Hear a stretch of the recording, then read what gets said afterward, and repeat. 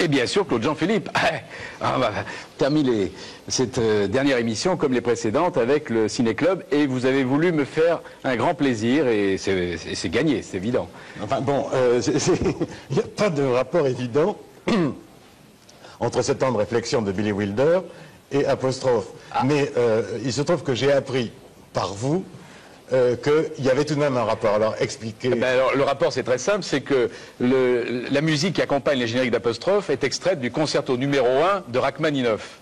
Mais le concerto numéro 2 est d'ailleurs meilleur que le premier, et il est bien plus célèbre, car il est joué par Tom Hewell au piano dans ces temps de réflexion. Il joue le début du deuxième concerto, et c'est aussi il se rappelle des femmes qu'il a séduites, et il veut aussi séduire Marilyn Monroe. Alors donc il y a le deuxième concerto de Rachmaninoff, et puis il y a Marilyn Monroe pour qui j'ai toujours eu une grande passion, et puis je trouve que c'est un film charmant, tout à fait dans la tradition de la comédie américaine de Billy Wilder, donc je trouve que c'est un film qui a toutes les qualités, que j'aime beaucoup, et je suis très content qu'il accompagne la dernière émission d'Apostrophe. Et bien voilà. Si vous voulez que je dise. Voilà. Et un petit mot sur la fête du cinéma? Oui, parce que la vie continue. Il se trouve qu'on m'a demandé de parler. Excusez-moi, vraiment. Je veux dire que... faut vous remettre, mon cher Claude. Non, on m'a demandé de parler de la fête du cinéma. Je crois qu'il faut que la télévision parle de la fête du cinéma. Ah, vous avez raison. Parce que d'abord, elle se déroule sur plusieurs jours. Il y a une magnifique exposition dans l'esprit de Ciné-Cité qui se tient samedi et dimanche. Et je crois réellement qu'il faut inviter les gens à aller au cinéma et à la fête du cinéma. Voilà. Très bien. Merci et bonne continuation de soirée sur Antenne 2.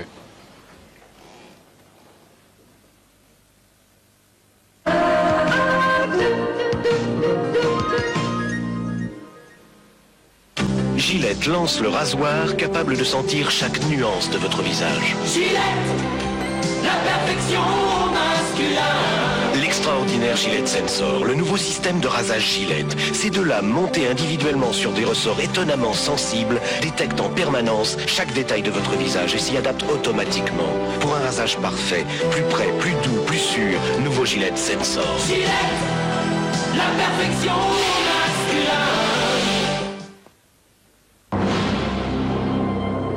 Les victoires de la 405 Turbo 16 ne seront pas sans lendemain. Dans la lignée de celles qui sont déjà entrées dans la légende, voici la 405 MI16 X4. 16 soupapes, transmission intégrale permanente.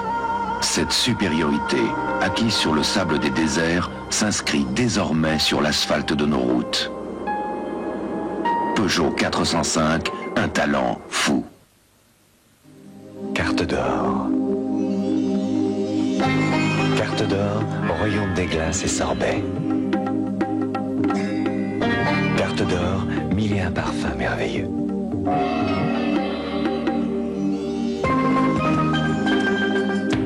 Carte d'or, qualité toujours enviée, mais jamais égalée. Des morceaux de fruits, mariés à une crème onctueuse. Carte d'or, la qualité qui fait la différence. Papa, tu me rapportes un dinosaure? D'accord, je vais voir.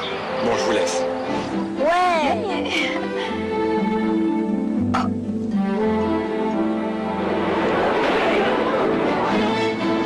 Et comment faire? Ne vous inquiétez pas, Madame Legrand. Je m'en occupe immédiatement. J'appelle notre agence à Istanbul. Monsieur Legrand, j'ai une nouvelle carte American Express pour vous. Papa, tu me rapportes un dinosaure? American Express, être membre a ses privilèges.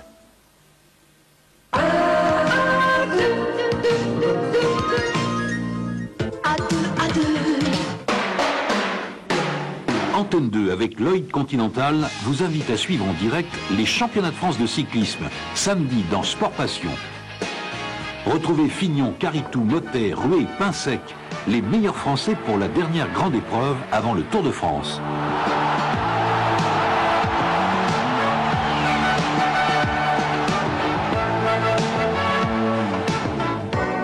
Championnat de France de cyclisme, samedi à partir de 15h30 dans Sport Passion.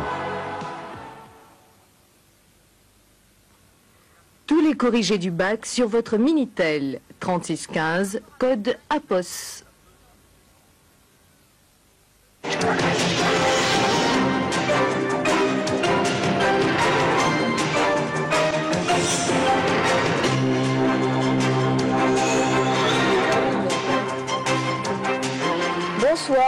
bilan terrifiant du tremblement de terre en Iran. Près de 40 000 morts et plus de 100 000 blessés. Selon les derniers chiffres, l'aide internationale s'organise malgré les réticences de Téhéran. C'était ce soir la dernière émission littéraire de Bernard Pivot, 724 apostrophes pour donner à tous le goût de la lecture et l'envie d'écouter les écrivains. Patrice Chéreau, metteur en scène mondialement connu après la création du cycle de Wagner à Bayreuth, se souvient aujourd'hui qu'il a été pendant près de 10 ans le directeur du Théâtre des Amandiers à Nanterre. Il est ce soir notre invité. Le bilan du séisme qui a ravagé le nord de l'Iran hier s'alourdit d'heure en heure. Selon les derniers chiffres officiels, le tremblement de terre d'une magnitude de 7,3 sur l'échelle de Richter a fait 40 000 victimes et plus de 100 000 blessés. Les dégâts matériels sont considérables dans ce pays qui a déjà souffert de plusieurs séismes et de conflits à répétition. Laurent Massardier. À la télévision iranienne, la litanie des villes et des villages détruits par le séisme. Plus d'une centaine au total, dont certains entièrement rayés de la carte. Pour cet homme, épargné par la catastrophe, il ne reste rien. Sinon peut-être l'essentiel, la vie sauve. Ces femmes n'ont plus que les larmes et les lamentations, et celles-ci cherchent encore. Le tremblement de terre a entraîné une série de glissements de terrain et d'inondations qui ont provoqué ces destructions massives et bloqué les axes routiers qui ont considérablement gêné les secours. Le bilan, près de 40 000 morts, est encore une estimation. Sans doute faudra-t-il le réviser à la hausse. Depuis 30 ans, les tremblements de terre ont fait près de 90 000 morts en Iran. 3 jours de deuil national ont été décrétés et le guide suprême de la Révolution a demandé aux sinistrés de subir cette épreuve divine avec fierté, patience et coopération. Pour venir au secours du peuple iranien, l'aide internationale s'organise depuis hier. En France, l'organisation Médecins sans frontières a déjà dépêché des médecins et du matériel médical. Des agents de la sécurité civile sont également partis pour Téhéran. Mais l'Iran, pour le moment, a déclaré n'accepter ni médecins, ni produits sanguins, ni chiens venus de l'Occident. Téhéran vient seulement d'accepter l'aide provenant de la Croix-Rouge américaine et d'organisations privées américaines. François Brabant. Partout dans le monde, on a oublié les problèmes diplomatiques pour porter secours à l'Iran. La Grande-Bretagne, qui n'entretient plus de relations avec Téhéran, qui attend toujours le retour de ses 4 otages, a envoyé hommes et matériel. La Maison-Blanche a offert son assistance humanitaire et le porte-parole de George Bush a adressé ses condoléances aux Iraniens. Et en France aussi, on se mobilise. La Croix-Rouge française, le Secours populaire, l'Ordre de Malte sont partis aujourd'hui. De même qu'une équipe de médecins du monde avec infirmières, logisticiens et 3 tonnes de matériel. Les organisations internationales aussi proposent de l'aide. Médecins sans frontières, les Croix-Rouges, espagnoles, néerlandaises, norvégiennes, l'ONU qui a envoyé du secours, la communauté européenne qui a débloqué 1 200 000 $ en aide d'urgence. Aide indispensable, les hôpitaux iraniens ont besoin de tout. Fils, poches de transfusion, équipement chirurgical, médicaments, tentes, draps, couvertures. Mais aide refusée en partie, l'Iran l'a affirmé, aucun médecin, aucun équipement satellitaire, aucun chien ne pourra rentrer sur le territoire iranien. Interdiction aussi d'aller dans les zones sinistrées. Téhéran estime disposer du personnel nécessaire au secours, de chiens renifleurs en nombre suffisant et du savoir-faire en matière de secourisme après des années de guerre avec l'Irak. Dernière exigence, la nourriture envoyée devra être conforme aux règles islamiques sous peine d'être refoulée. François Mitterrand et Helmut Kohl se sont rencontrés aujourd'hui en Allemagne. Lors d'une croisière sur le Rhin, les 2 hommes ont évoqué le sommet européen de Dublin qui doit se tenir lundi et mardi prochain, ainsi que le problème de la réunification de l'Allemagne. Mais il a surtout été question de l'aide à apporter d'urgence à l'URSS, dont la situation économique calamiteuse préoccupe les Européens. Les Allemands ont d'ailleurs déjà décidé, rappelons-le, de garantir en faveur de Moscou des prêts d'un montant total de 5 milliards de Deutschmark. En Allemagne toujours, mais à Berlin, cette fois, le dernier symbole du rideau de fer est tombé aujourd'hui. Checkpoint Charlie, l'un des passages mythiques dans le mur de Berlin, n'existe plus. À cette occasion, Eduard Shevardnadze, le ministre des Affaires étrangères soviétique, a proposé que les troupes des 4 grands États-Unis, URSS, Angleterre, France, stationnées jusqu'à présent à Berlin, soient retirées dans un délai de 6 mois, après l'unification des 2 Allemagnes. James Baker, secrétaire d'État américain, lui, a rejeté les propositions de M. Shevardnadze. Fin du comité central du Parti communiste français chargé de la préparation du 27e congrès du parti de ce même nom. Georges Marchais n'a pas adouci sa ligne traditionnelle, pas question de changer les statuts ni d'organiser les courants. Les contestataires, comme Charles Fitterman, devront se ranger au texte unique présenté par le secrétaire général du PC. Écoutons Georges Marchais. S'il se trouve dans le parti des camarades, voire des organisations du parti, c'est-à-dire une cellule, une section, une fédération, qui considère que le projet qui sera soumis au débat n'est pas bon et qui propose autre chose, elle aura le droit de le faire. Et c'est le Congrès qui tranchera. La bourse de Paris s'est redressée, elle a terminé en hausse de 1,18%. New York, en revanche, fait un petit peu grise mine ce soir, Véronique Auger. Une fois de plus, ce sont les programmes de vente et d'achat lancés par les ordinateurs qui ont organisé la séance à Wall Street ce soir.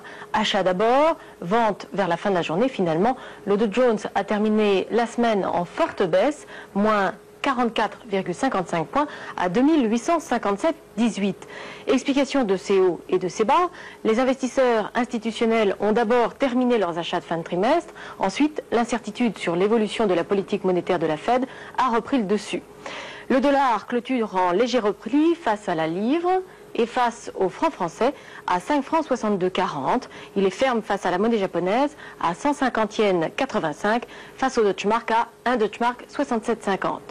On vient d'apprendre que la SEC, l'autorité de contrôle de Wall Street, vient de signer un accord de coopération technique avec la bourse de Budapest. La SEC formera les spécialistes de contrôle de la bourse de Budapest. Bien évidemment, pour plus de détails, vous pouvez consulter notre Minitel en faisant le 3615 écho à 2. Merci Véronique.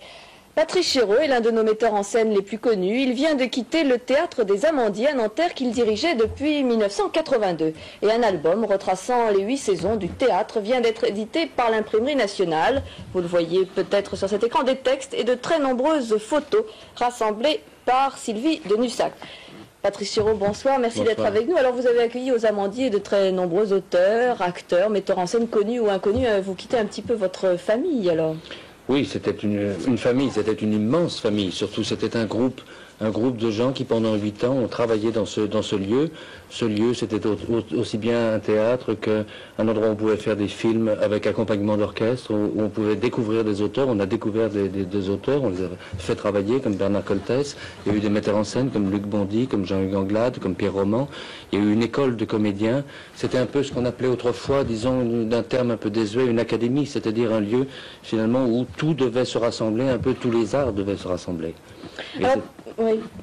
Parfois, vous avez découvert des auteurs peut-être un petit peu, enfin qu'on a dit un peu difficiles. Est-ce que vous avez l'impression que vous avez fait la promotion d'un théâtre populaire? Je crois. Pour autant que le théâtre puisse être populaire, il ne sera pas populaire dans les proportions du cinéma ou de la télévision, évidemment. Mais à son échelle, à l'échelle du théâtre, je crois que Nanterre élargissait énormément le public du théâtre. Et quant à dire que les auteurs sont difficiles, vous savez, c'est toujours difficile de toute façon de connaître un nouvel auteur, de faire connaître un nouvel auteur. Ça n'est jamais simple parce qu'il n'y a pas de point de référence, il n'y a pas de point de repère. Donc c'est toujours difficile, ça n'est jamais simple ni gagné d'avance de le faire admettre par un public. On a simplement essayé que les pièces d'un auteur en particulier, qui était Bernard Coltès, qui est mort maintenant, soient vues par le plus grand nombre de personnes possible, dans les meilleures conditions possibles. Vous avez un souvenir très fort, à part effectivement la collaboration avec Bernard-Marie Coltès? Oh, j'en ai beaucoup. J'ai le souvenir d'un lieu, maintenant je n'y vais plus, mais j'ai le souvenir d'un lieu très fort, très chargé, très violent quelquefois aussi, parce que les émotions y étaient violentes et les passions entre les gens y étaient très, très violentes. J'ai le souvenir d'un creuset comme ça, parce que vous savez, c'est en dehors de Paris, donc on est enfermé complètement toute la journée. J'ai le souvenir d'émotions très violentes qui ont eu lieu avec l'école de comédiens, parce que c'est formidable de travailler avec des jeunes comédiens, de travailler avec des élèves. Je crois que c'est là surtout qu'on voit qu'est-ce que c'est qu'un comédien. On le voit plus que chez un comédien de plus mûr. J'ai beaucoup de souvenirs. Oh là là, vous m'en demandez beaucoup là. J'ai beaucoup de souvenirs. Vous n'avez pas le sentiment aujourd'hui que la télévision envahit tout et que la scène vous fait concurrence? C'est difficile de faire venir un public au théâtre Écoutez, c'est un peu comme au cinéma. Je veux dire, à un moment donné, Le cinéma a d'énormes difficultés de fréquentation et on voit en gros, pour simplifier, qu'il y a toute une série de films, un type de film qu'on ne peut probablement plus faire. Par contre, des films très spectaculaires pour lesquels les gens se déplacent, on peut les faire. Et à l'autre bout de l'échelle, il y a probablement des films plus expérimentaux qu'on peut faire aussi. Il y a quelques années, si vous vouliez, il y avait le Jean de Fleurette de Claude Berry et à côté, il y avait Thérèse d'Alain Cavalier. C'était un peu les deux extrêmes. Il semble qu'au théâtre, c'est peut-être la même chose. On ne peut faire venir les gens maintenant que pour des choses vraiment exceptionnelles pour lesquelles recourir au théâtre est un acte important, aussi bien de la part de celui qui le fait que de la part du spectateur. Donc c'est un type de spectacle différent qu'on doit faire. Ce sont des événements pour lesquels c'est un acte important et grave de faire du théâtre. Et à partir de ce moment-là, si on fait ça, eh bien les gens viennent. Alors en un mot, simplement, vous vous livrez au cinéma maintenant? En un mot, je me livre au cinéma maintenant, oui. J'ai ce projet donc de La Reine Margot, d'après le roman d'Alexandre Dumas, qui est un scénario que j'ai fini d'écrire. Maintenant, nous avons fini d'écrire avec Daniel Thompson et je vais y consacrer l'année ou les 2 ans qui viennent, le temps qu'il faudra. Merci Patrice Chéreau. Restons dans le domaine de la création avec un jeune chanteur passé de l'humour au rock. Il s'appelle Xavier Lacouture. Il se produit en dehors des grands circuits et prépare son 2e album. Vincent Foucher nous parle des débuts et des rêves de Lacouture. Et surprise au hit parade en 451, un certain Attila devient numéro 1. Il fume comme un sauvage, c'est le premier Rasta, après moi qui... Xavier Lacouture, un chanteur pas mal rocker, beaucoup provocateur. Face au déferlement des groupes anglo-saxons, Jeanne d'Arc qui brûlait de monter sur les planches. Son style, c'est pas trop la variété. Résultat, il a été privé de télé. Vivre de la chanson, c'est pas dur. C'est ce qu'il nous a dit, Lacouture. Les stars du rock'n'roll. Le printemps de Bourges, c'est pas l'ennui. Les petites salles rock, il en vit. Alors, le quotidien du musicien, qu'est-ce qu'il en dit, ce baladin, pas dans le circuit? Du rock'n'roll.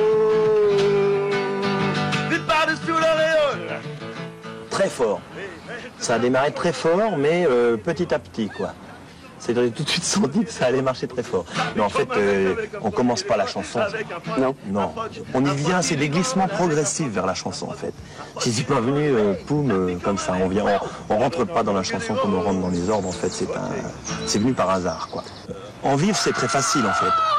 C'est-à-dire, je crois que quelqu'un qui fait la Manche, qui va avec sa guitare dans le métro, où il peut très bien en vivre, quoi. C'est pas dur d'en vivre. Tu as fait ça? Oui, j'ai fait ça, bien sûr. J'ai fait ça, j'en ai vécu correctement. J'en ai vécu correctement à l'époque, et puis au bout d'un moment, on se dit, bon, il faudrait essayer d'arriver à imposer quelque chose d'un peu... Enfin, de s'imposer d'une manière différente. Je crois que la galère, pour moi, ce serait de faire quelque chose qui me plaît pas. Donc moi, je fais quelque chose qui me plaît. Tous les matins... où je me suis levé depuis 10 ans, je me suis dit, c'est super, je fais de la musique. Décousu. Quand on démarre, on rêve de vivre de sa musique. Quand on vit de sa musique, on rêve d'en vivre mieux. Quand on en vit mieux, on rêve d'être célèbre. Je pense que quand on est célèbre, on rêve de pouvoir et de faire de la politique, j'imagine. Je ne sais pas. J'en suis pas là. Il me revient à l'esprit une phrase de Félix Leclerc qui avait dit à Gilles Vigneault, si tu veux un conseil, il faut que tu serres bien la main de tous les gens que tu vas rencontrer quand tu vas monter, parce que c'est les mêmes que tu vas rencontrer quand tu vas descendre.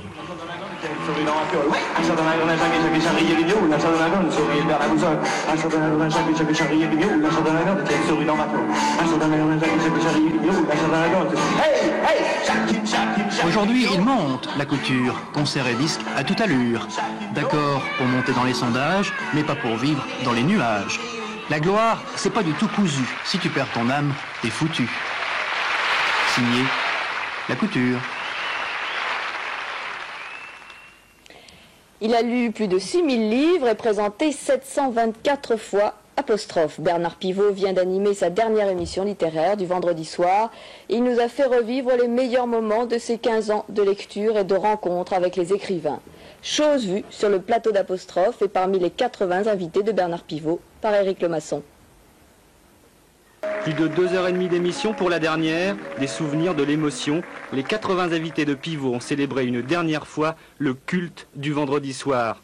Premières impressions du premier intéressé. C'était finalement assez Moi, j'ai trouvé à la fois émouvante et charmante, et je me suis bien amusé en même temps. J'ai été ému en voyant certains épisodes. Et puis j'ai été plus ému que je ne pensais en prenant congé des téléspectateurs. Ça m'a un peu étonné. Alors, vous êtes à la une de tous les journaux. Ce soir, dans votre salle de bain, vous allez penser à quoi? Dans ma salle de bain, je crois que je vais penser à dormir le plus vite possible. C'est tout. Donc je pense pas que je fasse une grande toilette ce soir dans ma salle de bain. Et puis d'ailleurs, cette nuit, je vais me réveiller certainement vers 5 h du matin en me disant, mince, qu'est-ce que tu es bête, tu as dit ceci alors qu'il fallait dire cela, tu es parti à droite, il fallait partir à gauche, je vais voir les Ridon et Cazenave, les deux réalisateurs, ils vont peut-être me dire, dis donc, mais tu as oublié ça, probable. Et donc, je vais passer une mauvaise nuit. Bernard Pivot reviendra bien sûr sur Antenne 2 dès le mois de janvier prochain avec une grande émission culturelle. Et Bernard Rapp prendra le relais du rendez-vous littéraire du vendredi dès la fin du mois de septembre. Fin de ce journal, merci de l'avoir suivi. Tout de suite après la météo avec Sophie Davant et puis le Ciné-Club, 7 ans de réflexion avec Marilyn Monroe. N'oubliez pas demain le magazine de la rédaction Objectif Éco à 12 h et bien sûr tous les rendez-vous d'information avec Daniel Bilalian et Philippe Gassot. Très bonne fin de soirée sur Antenne 2.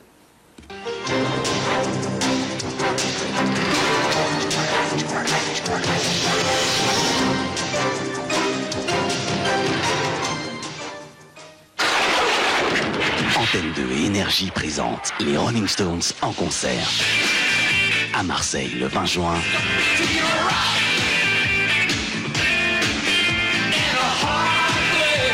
Et au Parc des Princes les 22, 23 et 25 juin. 1 million de groupes ont fait du rock'n'roll. Les Stones sont le rock'n'roll. Les Rolling Stones, bientôt sur Antenne 2.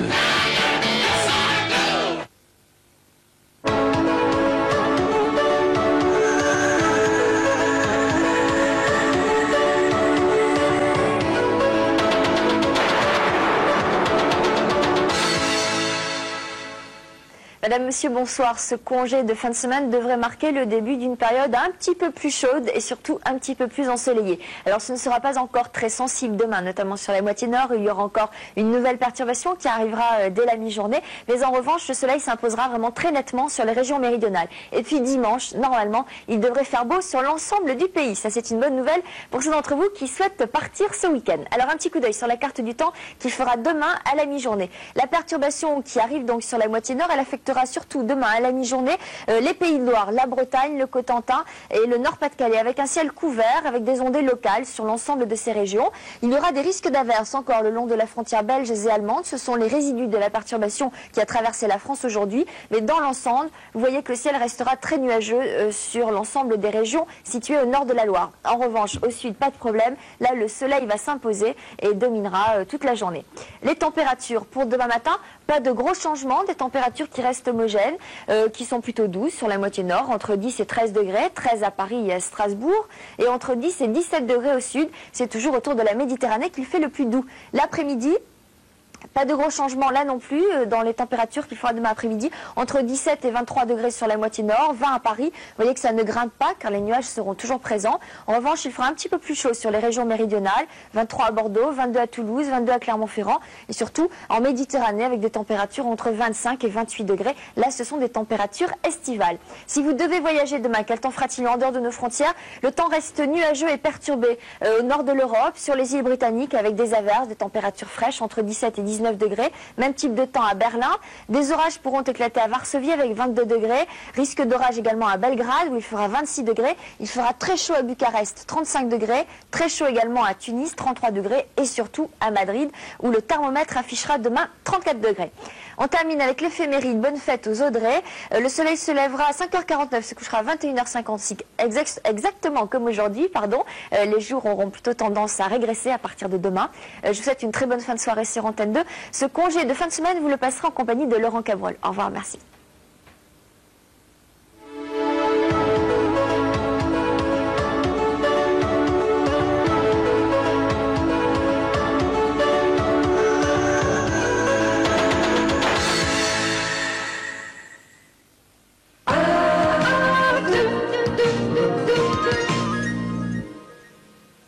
Nouveau Bonux Ultra. Et sa diffusette. Une propreté à tomber par terre. Un prix Bonux. Nouveau Bonux Ultra. L'ultra propreté à un prix malin. Si tu as soif de mordre, mords la vie comme une pomme. Si tu as soif de mordre, mords la vie comme une pomme. Et tu bois brut, brut, brut de pomme. Et tu bois brut, brut de pomme. Soif de mordre. Tous les matins, Kellogg's Cornflakes. On a découvert Kellogg's Cornflakes et le petit déjeuner, c'est devenu sacré. Tous les matins, on se régale. Hein, Christophe? Ça croustille, tout le monde adore. Kellogg's Cornflakes, on ne peut plus se passer de leur grand pétale doré. Tous les matins, Kellogg's Cornflakes. Lui, c'est mon homme. Son sweatshirt, je sais pourquoi il l'aime tant. C'est Lénore qui lui donne toute cette fraîcheur. C'est pour ça qu'il se sent si bien, à l'aise. Pourtant, il a vécu ce sweat. J'ai même failli le jeter. Oh, la tête qu'il a fait. Il y tient tellement. Inséparables, ces deux-là. On se sent si bien dans la fraîcheur Lénore.